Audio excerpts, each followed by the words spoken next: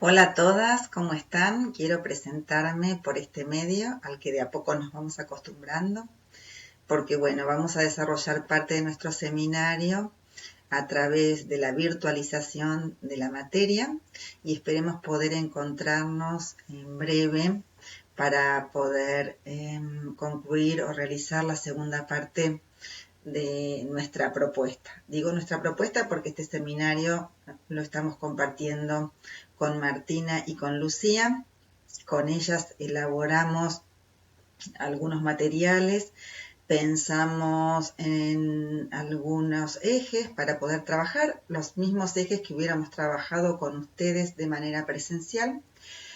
un poco ayornados a esta modalidad. Y decía que habíamos pensado ejes para trabajar porque nuestro propósito era poder compartir experiencias, ¿no? Que como grupo de mujeres profesionales que estamos interviniendo en el campo de la niñez, de la adolescencia y de la juventud, pudiéramos tener un espacio para contar nuestras experiencias a la luz de esto que llamamos el sistema de promoción y protección de derecho, y poder contar también cuál es nuestra vinculación, si somos agentes del mismo, si son ustedes agentes del mismo, si se relacionan de algún modo particular o cuáles son las relaciones que establecen con este sistema de promoción y protección de derechos. Y les decía entonces que teníamos que nuestro propósito inicial había sido armar como un espacio de reflexión, en tal caso nosotros coordinarlo a través de algunas temáticas que habíamos pensado y de algunos ejes, pero sobre todo escuchar la voz de ustedes porque sin duda van a tener para compartir muchas experiencias y poder pensar en el marco de esas experiencias. Dado que reconfiguramos un poco nuestro programa, entonces les vamos a ofrecer un Power que armó Lucía, donde explica conceptualmente al sistema de promoción y protección de derechos. Descontamos que ustedes ya lo conocen, pero para tener en la carpeta de materiales este recurso, por si alguien no lo conociera en su totalidad o tiene ganas de volverlo a revisar, allí está eso. También hicimos una suerte de recorte de algunos materiales que nos parecieron interesantes en una lectura más ágil para que en este momento, si no tienen como la posibilidad de contactarse con medios virtuales para leer los materiales o si la pantalla les resulta difícil a la lectura y demás, entonces en este primer momento ofrecemos ese material que es un compiladito de lecturas que sí nos parecen que teníamos ganas sobre todo de compartirlos con ustedes y que nos parecen importantes y que también allí están en el Drive, pero que no necesariamente tienen que leerlo ahora, sino más bien es como una serie de recursos disponibles que pueden utilizar cuando quieran o en tal caso tenerlos leídos si les parece para cuando hagamos nuestro encuentro presencial. A modo de más didáctico y como para contarles un poco cuál es nuestra idea para este momento, armé un Power donde pasamos como rápidamente, no es esta la primera diapositiva, vamos a pasar rápidamente una serie de temas que son los que van a constituir sobre todo y que van a dar forma a nuestras discusiones y a la profundidad de la temática y los modos en que pensamos abordar esto que llamamos el sistema de promoción y protección de derechos. Y para hablar del sistema de promoción y protección de derechos, necesariamente tenemos que hablar de la Convención Internacional de los Derechos del Niño. Allí van a tener un material que se los recomiendo, de Agustín Barna, que es un antropólogo contemporáneo que se dedica a investigar estos temas. Y él tiene un artículo muy interesante donde piensa los orígenes, ¿no?, de la Convención Internacional de los Derechos del Niño, desde qué momento la niñez empieza a ser una preocupación, ¿no?, empieza a ser una franja etaria a la que hay que cuidar particularmente, a la que se la va a institucionalizar, la que se va a proteger y a disciplinar de modos particulares. Hay un recorrido que ustedes ya seguramente lo conocen y lo habrán hecho con Adelaida, pero él lo enfoca particularmente para pensar para pensar cómo se llega a armar un tratado mundial respecto de los niños y respecto del tratamiento y de los derechos que deben tener los niños. Pero así como hace este recorrido, también nos propone hacer una revisión crítica, tener una mirada crítica de esta convención internacional. Entonces él, junto con otros autores que también recuperamos, esto lo voy pasando rápido porque son datos que ustedes ya los conocen, hace una suerte de crítica respecto de la convención y sobre todo de la letra, podríamos decir, de la letra de la convención, pero además de las prácticas que de allí se desprenden, ¿no? Y entonces, una de las cuestiones que dice Barna es que se ha tratado a la convención como un ente abstracto y superior, ajeno, pero además desprendido, no solo de las prácticas sociales, sino de las condiciones histórico y sociales que dieron origen a esta convención, ¿no? Y eso invisibiliza no solamente las condiciones históricas y sociales de la mayoría de los países que suscriben y las condiciones en las que viven esos niños, sino también la cantidad de disputas y de intereses que subyacen a este texto de la Convención Internacional. Liebel, que es un sociólogo alemán, va más allá de esto y directamente piensa que en realidad lo que deja ver la convención es el pensamiento de la época de la Ilustración europea, y en ese caso poco tendría que ver entonces con las realidades, por ejemplo, nuestras, ¿no? Que hace que hay una suerte de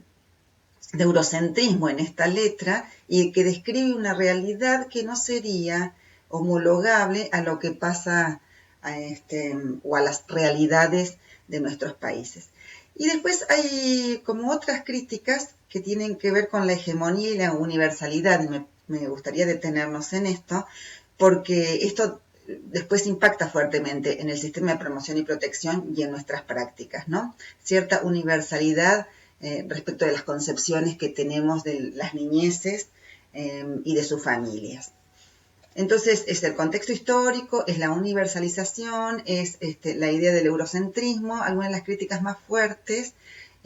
que subyacen a esta idea, a este tratado o a la letra de la convención. Hay otras que también nos gustaría tener en cuenta, que están más vinculadas al momento en que la convención, 1989, se sanciona, y el contexto en el que se sanciona, y en el contexto en que Argentina finalmente lo incorpora a la Constitución, ¿no?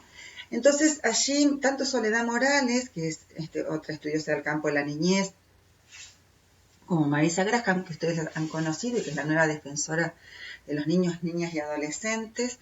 lo que plantean es no olvidarnos que la Convención de los Derechos del Niño y en nuestro país la incorporación en la Constitución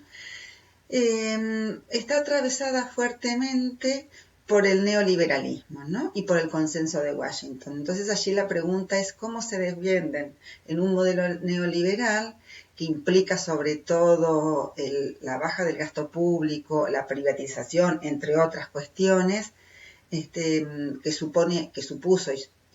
un gran ajuste, como en eso, ¿no? Como en ese marco podemos pensar los derechos de los niños, y si es posible pensar en ese marco los derechos de los niños. Digo, son todos interrogantes que nos vamos haciendo respecto de lo que implica entonces esta convención y, como decíamos hace un ratito, de la letra de esa convención y de qué cuestiones nosotros allí podríamos entonces tener en cuenta o estar advertidos, ¿no? Porque por otra parte reconocemos que la convención es una suerte de brújula, ¿no? Que allí hay orientaciones y prescripciones respecto de los modos en que debe concebirse a la niñez y que echa por tierra, por supuesto, las concepciones tutelares, ¿no? Más ligadas al patronato y propone nuevos modelos. La objeción que hacemos es cómo pensamos estos nuevos modelos y estas propuestas. Entonces, bueno, partimos de esto, de reconocer que por supuesto, la Convención Internacional nos propone y nos orienta y orienta la política pública y de alguna manera es el insumo sobre el que se sostiene el sistema de promoción y protección de derechos, pero que también no somos ingenuos ante la lectura de la Convención, porque la Convención luego se va a traducir en prácticas que tienen entonces este sesgo del que estuvimos hablando anteriormente. Con esto también paso más o menos rápido, porque yo entiendo que son algunas cuestiones respecto de los derechos que ustedes ya saben, que son de orden público, y digo, lo remarco porque entonces allí está el Estado, más allá de la corresponsabilidad, que es de lo que vamos a hablar finalmente y lo que más nos interesa poder hacer hincapié, pero son de orden público, entonces el Estado los debe respetar y hacer que se cumplan, son irrenunciables y son interdependientes entre sí. Vamos a adentrarnos un poquito, en realidad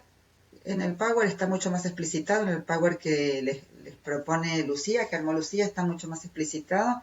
Acá solo me interesa que sepamos esto, que el artículo 14 de la 13.298, que es la ley que justamente da consistencia y que permite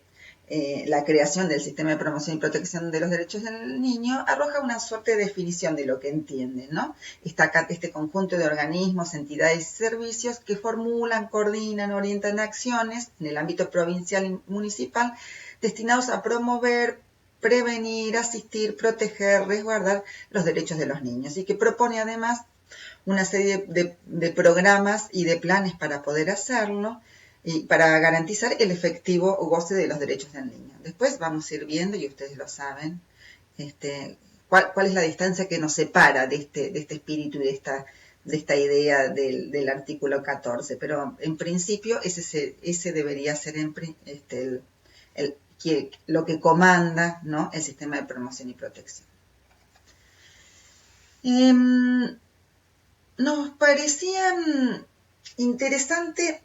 a los fines de trabajar en esta circunstancia, hacer una especie de división artificial, ¿no? Porque en realidad no se fundamenta más que en una necesidad analítica o en una necesidad de poder ordenar un poco nuestra propuesta. Entonces, poder pensar como distintos momentos o distintas formas o distintas dimensiones del sistema de promoción y protección de derechos de niños, niñas y adolescentes. Y en esta oportunidad y en esta semana de trabajo que vamos a tener, abordar solo uno de esos aspectos. Y entonces nos parecía que una de las modalidades de poder pensar esto era situar tres dimensiones. Una ligado a lo económico-financiero, es decir, la estructuralmente, cómo se financia el sistema, cuánto destina o no destina la política pública para el funcionamiento, y todo lo que sabemos nosotros en términos,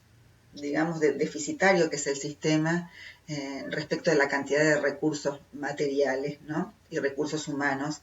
que tiene y los que necesitaría para poder dar respuesta a la gran demanda por la que permanentemente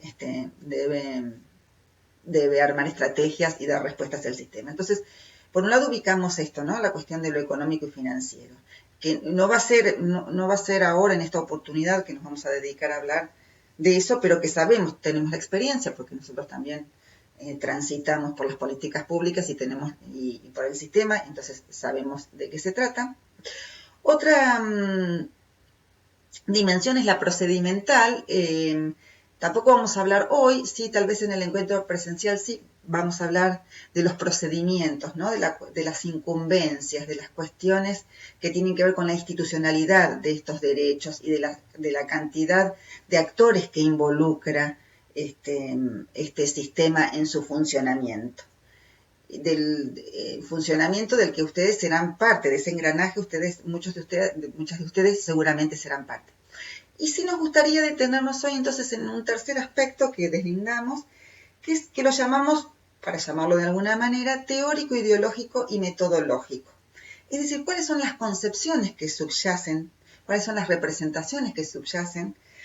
sobre todo en los agentes del sistema de promoción y protección de derechos, y a partir de allí cuáles son las metodologías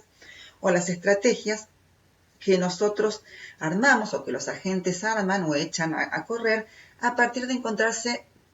con una situación de vulneración de derechos de un niño, niña y adolescente que tiene que resolver. Nos va a interesar entonces detenernos en este último punto particularmente. Pensamos que una buena